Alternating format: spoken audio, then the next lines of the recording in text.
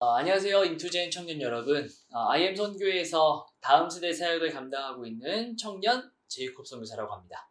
네, 인투제를 통해서 함께하고 있는 여러분들을 참 응원합니다.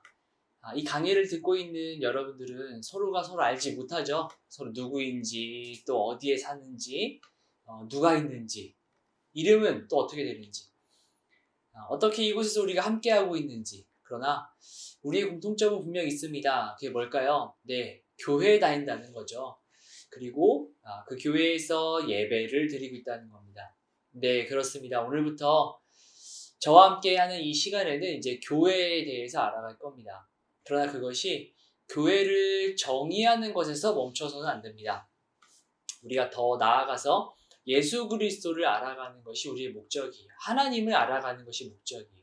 그래야 교회를 알 수 있기 때문이죠.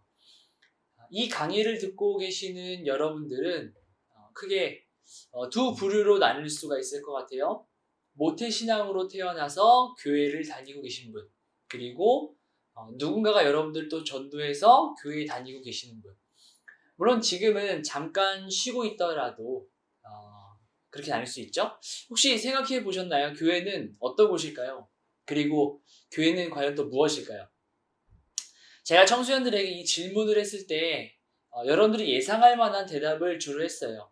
주일에 예배 드리러 가는 곳, 하나님을 예배하는 곳, 또는 기독교인들이 모여 있는 곳 등 여러 가지 대답을 하더라고요. 제가 여러분께 이 질문을 한다면 여러분은 무엇이라고 대답을 하시겠습니까? 교회란? 이라는 질문이에요. 자, 여러분, 요즘 시대에 교회의 이미지가 어떻죠? 교회를 핍박하던 때는 교회라는 말, 기독교인이라는 말도 참 입 밖으로 꺼내지 못할 만큼 나라와 시대가 굉장히 폐쇄적이었고 무서운 시대였어요. 하지만 요즘에는 예수를 안 믿는 사람들 중에서도 교회를 인정하는 사람들, 그리고 예수님을 인정하는 사람도 덜어 있습니다. 또 어떤 사람은 예수님께서 사실 그 삶을 존경하고 경의를 표하는 사람도 많아졌습니다. 그러나 그것은 예수님을 하나의 어떤 위인, 정말 어떤 대단한 사람이라고 봤을 때 그렇게 이야기를 하는 거죠.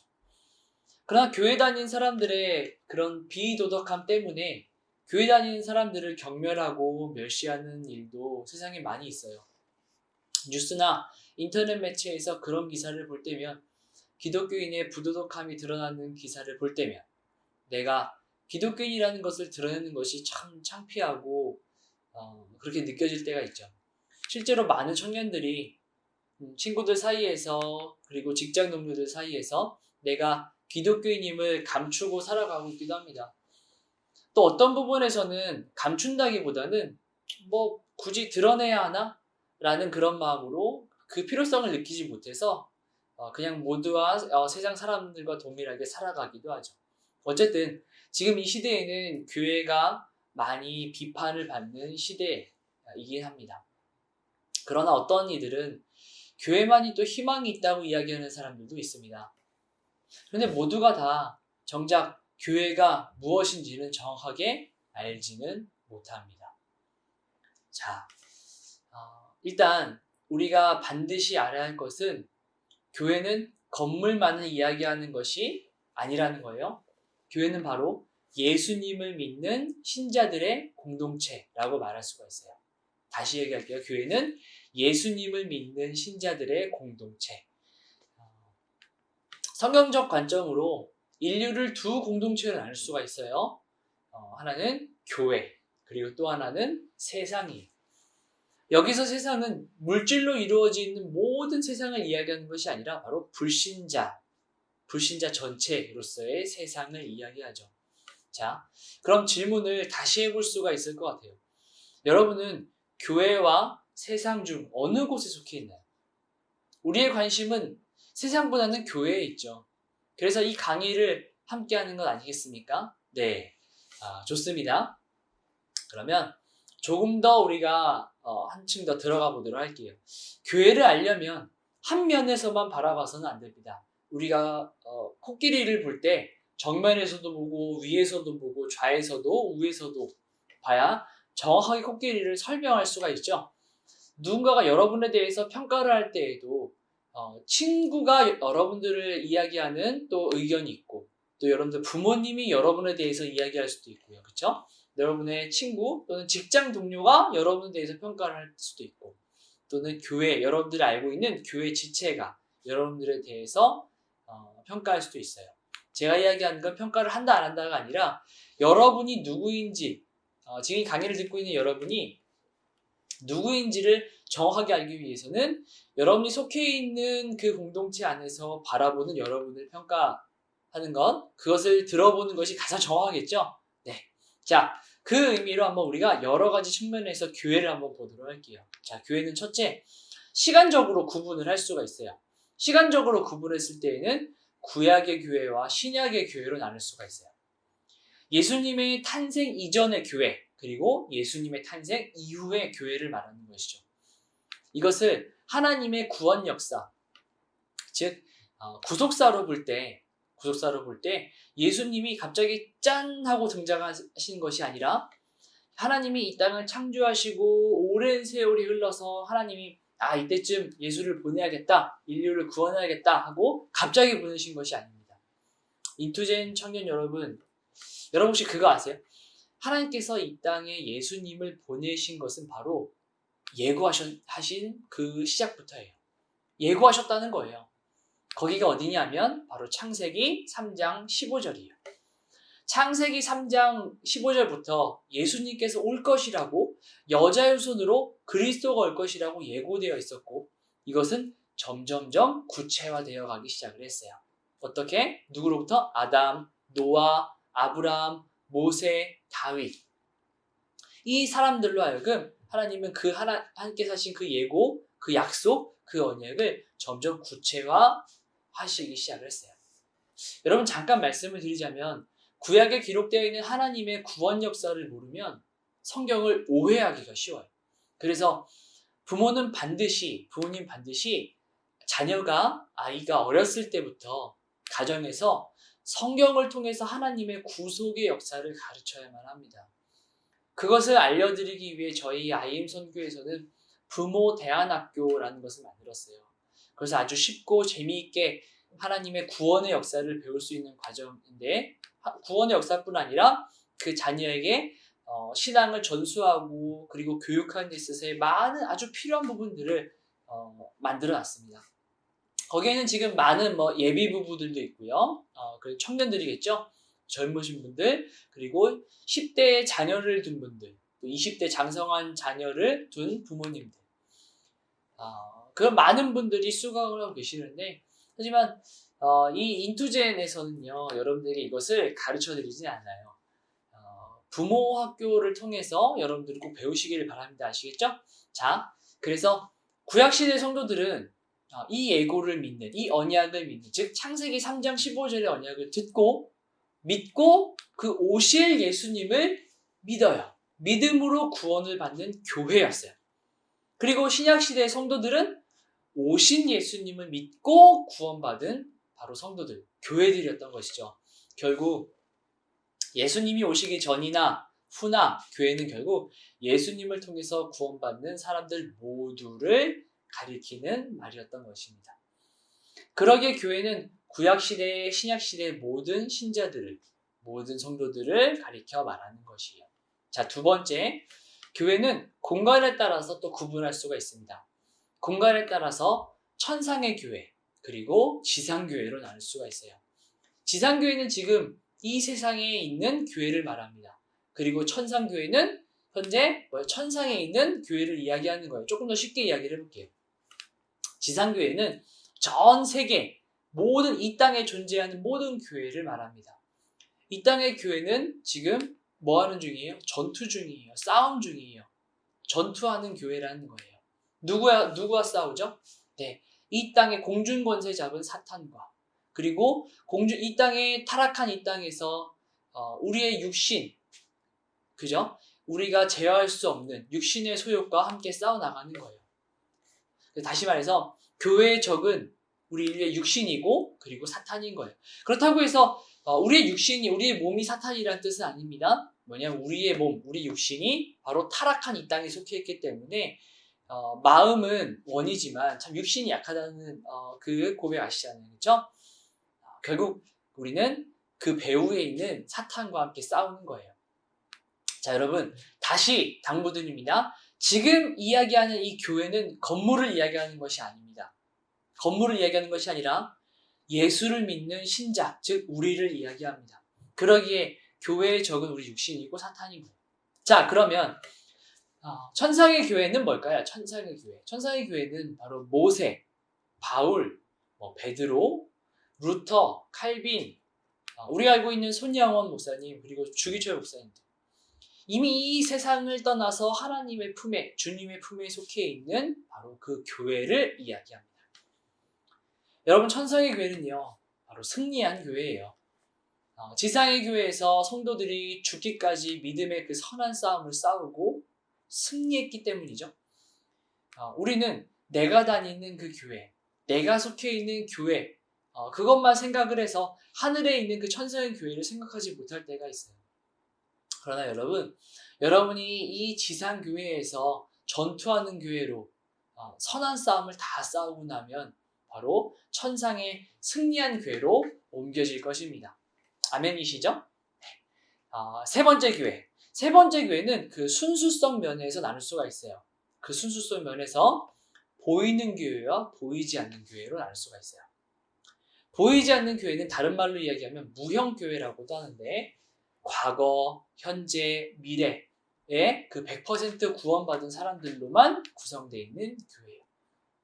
그러나 보이는 교회, 즉 유형교회는 지금 현재 구원받은 사람과 구원받지 못한 사람들이 섞여 있는 교회를 이야기하죠. 어떻게 보면 보이지 않는 그 무형교회는 아까 제가 조금 전에 이야기한 천상의 교회를 또 말하는 것이죠. 자, 지금 여러분이 섬기는 그 교회, 구원받은 사람만 있나요? 아니죠. 구원받지 못한 사람도 같이 있습니다. 이러한 개념을 칼빈은 그 기독교 강요에서 분명히 이야기를 하고 있어요. 여러분, 왜 우리가 보이는 교회, 보이지 않는 교회를 구분지어야 할까요? 왜냐하면 우리의 구원론과 관련되어 있기 때문에 그렇습니다.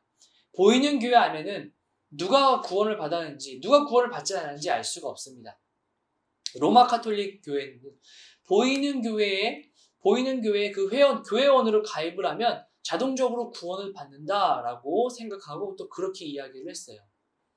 그래서 어떻게 해서든지 그 교회의 세력을 넓혀나가고 교황이 이야기하는 그 감독이 이야기하는 말의 권위를 싣기 위해서 그렇게 구원이라고 하는 것을 돈으로 팔기도 하고 그런 타락한 모습들을 많이 보였어요. 왜 그랬을까요? 바로 진리를 잘못 알고 있기 때문에 그렇죠. 성경에도 알곡과 가라지 그리고 양과 염소가 섞여 있다고 하셨거든요. 자 이제 네 번째 볼게요. 네 번째는 크기에 따라서 나눌 수가 있어요. 네 번째 그 교회는 크기에 따라 나눌 수가 있는데 크기에 따라 보편교회와 그리고 지역교회를 나눌 수가 있습니다. 보편교회는 모든 시대, 모든 지역, 모든 기독교인 공동체 전체를 이야기하는 거예요. 그리고 지역교회는 일정한 지역의 기독교인 그 공동체를 이야기합니다. 자, 여러분 따라오고 계시죠? 벌써부터 막 하품하고 막 졸려하고 그러시면 안 됩니다, 여러분. 잘 못 알아듣는 얘기 한다고 해서 네, 하품 아까부터 하셨나요, 벌써? 네, 그러면 안 되십니다, 여러분. 정신 차리고 자, 내공을 쌓아야 돼요. 내공을 쌓아야 여러분들 신앙 안에 분별력을 가질 수가 있어요. 자, 파이팅입니다. 자, 파이팅 한번 외치고 자, 시작하는 거예요. 성경에서 교회를 에클레시아라고 이야기를 합니다. 그 에클레시아, 교회, 이것을 또 네 가지로 나눌 수가 있는데 여러분, 첫 번째 에클레시아는 바로 가정이었어요. 가정에서 모이는 기독교인의 공동체, 거기에 이 단어를 사용했어요. 로마서 16장 5절에 보면 또 저희 집에 있는 교회에도 문안하라라고 기록이 되어 있어요. 그리고 고린도전서 16장 19절에도 아굴라와 브리스길라와 그 집에 있는 교회가 주 안에서 너희에게 간절히 문안하고 라고 기록이 되어 있습니다. 자, 두 번째 교회, 에클레시아, 그리고 한 도시 안에 있는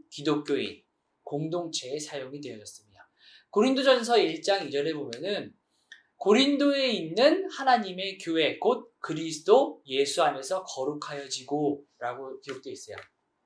고린도에 있는 고린도라는 도시 안에 있는 교회를 이야기했죠.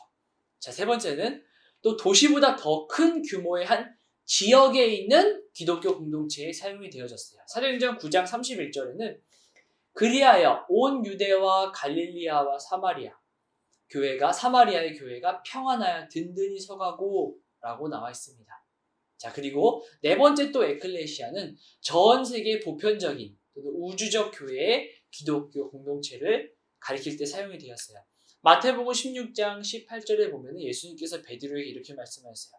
또 내가 내게 이르노니 너는 베드로라. 내가 이 반석 위에 내 교회를 세우리니 음부의 권세가 이기지 못하리라 라고 하셨어요. 자, 이 네 가지 에클레시아, 즉 교회 중에서 우리가 경험하고 있는 교회의 가장 기본적인 단위는 매주 예배나 어떤 교육 또는 친교를 위해서 특정한 장소에서 모여서 정규적으로 그 모임을 계속 가져가는 지역교회이겠죠. 신약에서 그 모이는 그 지역의 교회는 바로 가정 형태에서부터 시작을 했어요. 평균 20명에서 30명, 아마 많아도 50명을 넘기지는 않았을 겁니다. 그 초대 교회는. 이후부터 기독교가 이제 로마 제국의 국교로 땅 공인이 되면서 지역교회 규모가 바뀌기 시작을 했어요. 그래서 몇백 명, 몇천 명의 규모의 그 지역에서도 지역교회도 생겨나기 시작을 했습니다. 그리고 산업혁명 이후에 이제 도시화가 되면서 20세기 후반에는 그 엄청난 인구의 대도시들이 많이 등장을 했죠. 그러면서 수만 명씩 모이는 교회도 생겨나기 시작을 했어요. 여러분, 그러면 여러분 이 질문을 위해서 제가 지금까지 쭉 설명을 해왔어요. 이 질문을 하고 싶어서 지역교회는 왜 중요할까요? 여러분들이 몸담고 있는 그 지역교회가 왜 중요할까요? 그냥 대형교회 익명으로 그냥 예배만 참석하면 안 되나요? 교회 회원으로 가입 안 하고 그냥 신앙생활을 그렇게 해오면 안 되나요? 네, 안 됩니다. 그렇게 하면 안 됩니다. 하나님은 지역교회를 통해서 하나님 나라 백성이 성장하도록 하셨어요. 하지만 기독교인 중에는 지역교회에 정식으로 등록하지 않고 교회를 출석하지 않고 그냥 다니는 사람들도 많이 있습니다. 특별히 젊은 세대층에서 그런 모습을 더 많이 보이고 있어요. 왜죠? 교회 등록을 가볍게 여기기 때문에 그래요. 또 어떤 이들은 부담스러워서 등록을 안 하는 사람도 있죠. 그저 주일날에만 나와서 예배만 참석하면 된다고 생각을 하는 거예요. 하나님은 어디서든지 그 예배를 받으시는 분이니까 내가 이 교회 가도 예배를 받으시고 저 교회 가도 예배를 받으시니까 오늘은 저기 가서 말씀 듣고 오늘 저기 가서 말씀을 들어보지 뭐. 온전히 들은 게 중요하지 뭐 라고 생각하면서요. 그리고 또 어떤 사람들은 교회 안에 일어난 분쟁을 보고 마음이 상해서 교회 등록을 또 꺼려하시는 분들도 계셔요. 또 어떤 사람들은 이전에 다니던 교회에 대한 그 나의 애정 때문에 교회 가입을 머뭇거리기도 합니다. 하지만 교회 가입에 적극적인 사람도 있어요. 이런 사람들은 교회의 중요성을 아주 잘 알고 있는 사람들이에요. 왜 우리는 지역교회에 정식 회원, 정식 교인으로 가입해서 신앙생활을 꼭 그렇게 해야만 하는 걸까요? 이 이야기로 오늘 첫 번째 강의를 이제 마무리하려고 합니다. 이것은 교회 공동체의 특성 때문입니다. 여러분, 아까 교회가 제가 건물만 이야기하는 것이 아니라 그랬죠? 네, 건물만 이야기하는 것이 아니라 교회는요, 사명이 있어요. 예수를 그리스도라고 믿는 모든 자들에게, 즉 교회에는 사명이 있는데 그 사명은 첫 번째 하나님을 예배하는 것이고, 두 번째 사명은 하나님의 말씀을 배우는 것으로 끝나는 것이 아니라 가르치는 것이고, 그리고 세 번째 교회의 사명은 성도의 신앙이 점점 성숙하도록 서로 돌아보아 사랑과 선행을 서로 격려하는 곳입니다. 그리고 또한 교회의 사명은 성도들이 받은 은사를 가지고 서로 봉사하는 곳이고, 마지막으로 다섯 번째 교회의 사명은 바로 선교하는 것입니다. 자, 다시 반복할게요. 교회의 사명은 첫 번째, 자, 예수를 그리스도라고 믿는 우리 성도의 사명, 그 교회의 사명은 첫 번째 뭐다? 하나님을 예배하는 것이다. 두 번째, 하나님의 말씀을 배우고 가르치는 것이다. 그리고 세 번째, 성도의 신앙이 성숙하여지도록 서로 돌아보아 사랑과 선행을 격려하는 것. 그것이 바로 교회의 사명입니다. 네 번째, 성도들이 받은 은사를 가지고 서로 봉사하는 것이다. 그리고 마지막 다섯 번째, 교회의 사명은 선교하는 것입니다. 자, 우리 청년들은 어떠세요? 이 다섯 가지 교회의 사명을 이루면서 신앙생활을 하고 있습니까? 이 강의를 듣는 여러분 중에는 혹시 예배만 드리고 있는지, 말씀을 배우기는 하는데 가르치는 자리에까지는 가지 않고 있는지, 서로를 돌아보고 교회 안의 성도들을, 서로 지체들을 돌아보고 격려할 만큼 아는 사람이 없는 건 아닌지, 관심이 없는 것은 아닌지, 은사는 있지만 봉사하는 것을 사용하고 있지는 않은지, 그리고 선교는 생각지도 못하고 있는지. 혹시 못하고 있다면 우리가 그래왔던 것처럼 그 못하는 이유를 맨 앞에 두고, 내 상황은 그렇게 지금 할 수가 없어, 나는 그럴 여유가 없어, 내가 지금 준비해야 될 것, 해야 될 것들이 너무 얼마나 많은데 내가 지금 교회에서 그런 것들을 어떻게 다 할 수가 있겠어. 여러분, 제가 여러분께 한번 물어볼게요. 예수님께서 우리를 구원하시는데 이유가 있었나요? 예수님께서 시간이 남아서 우리를 구원하셨나요? 시간이 남아서 십자가에 달려 죽으셨나요?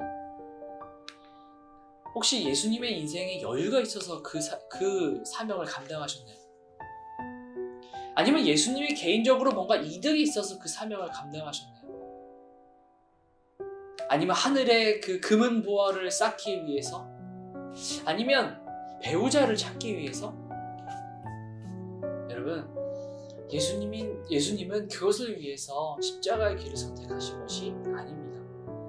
예수님께서 여러분들을 구원하시는데 예수님의 개인적인 예수님 아주 즉위 개인적인 사정으로 봤을 때는 우리가 이해할 수 있을 만한 아무런 이득도 이유도 없습니다. 이유가 있다면, 예수님께서 그 사명을 감당해야 할 이유가 있었다면 그저 그것이 아버지의 뜻이었고, 그것이 아버지의 기쁨이었고, 그것이 아버지의 눈물이셨기 때문입니다. 그 아버지의 뜻이 예수님 당신의 뜻이셨고, 아버지의 기쁨이 예수님 당신의 기쁨이셨고, 아버지의 눈물이 예수님 당신의 눈물이셨기 때문에 그렇겠죠. 예수를 그리스도로 믿음으로 그렇게 교회가 된 여러분, 이 사명은 내가 시간이 남아서 여유가 있어서 능력이 있어서 그 사명을 감당하는 것이 아닙니다. 예수를 그리스도로 믿는다면 우리 모두가 감당해야 할 사명인 것입니다. 우리가 조금 더 하나님께 나아가는 시작점이 된 것이에요. 교회가 교회되게 그 시작점 앞에 여러분 용기를 내시기 바랍니다. 그리고 그 시작점에서 출발하시길 바랍니다. 그렇게 출발하는 우리 인투젠 청년들 되시기를 바랍니다. 그 마음으로 여러분들에게 이 내용을 전하고 나눕니다. 여러분, 기대하는 마음을 가지시고 이 시간을 통해서 인투젠의 이 청년 강의를 통해서 교회를 더 알아가고 배워감으로 말미암아 하나님을 알게 되고 예수님을 알게 되어서 여러분들이 각자의 자리에서 정말 교회되는 놀라운 역사가 있기를 간절히 바라고 기도하도록 하겠습니다. 감사합니다. 오늘 강의는 여기까지 하고 마치도록 하겠습니다.